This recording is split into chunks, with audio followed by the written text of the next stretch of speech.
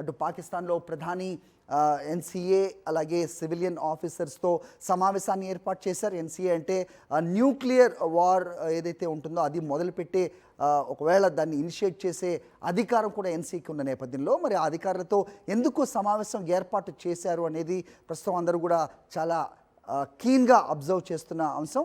Civilian ఆఫీసర్స్ని కూడా పిలిచారు అంటే కనుక పరిస్థితి ఏ రకంగా ఉంది కంట్రీలో అనేది కూడా చర్చకు వస్తుంది అనేది కూడా తేటతెల్లం అవుతోంది. మరోవైపు చమురు నిల్వలు నిండుకున్నాయి పాకిస్తాన్లోనే వార్త వినిపిస్తున్న నేపథ్యంలో 48 గంటల పాటు పౌరులకు పెట్రోల్ అలాగే డీజిల్ సరఫరాని నిలిపివేశారు.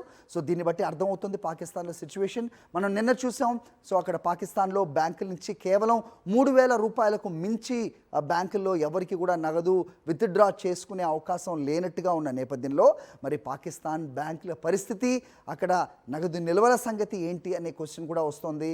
మరి దానికి సమాధానం పాకిస్తాన్ బాహాటంగా అయితే ఇచ్చే పరిస్థితి అయితే ఉండదు, అది అందరికీ తెలిసిన అంశమే.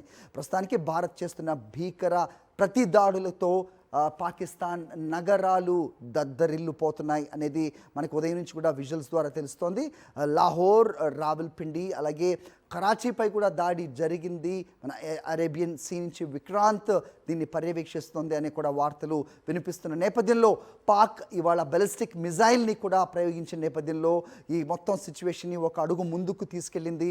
వార్ దిశగా పాకిస్తాన్ మొత్తం అంతా కూడా స్టీర్ చేస్తున్న నేపథ్యంలో ఇక భారత్ కూడా అదే అగ్రెషన్ చూపించినట్టయితే కనుక ఇది ఫుల్ స్కేల్ వార్కు దారితీసే పరిస్థితులు కూడా ఉన్నాయి అనేది అయితే ఖచ్చితంగా చెప్పచ్చు.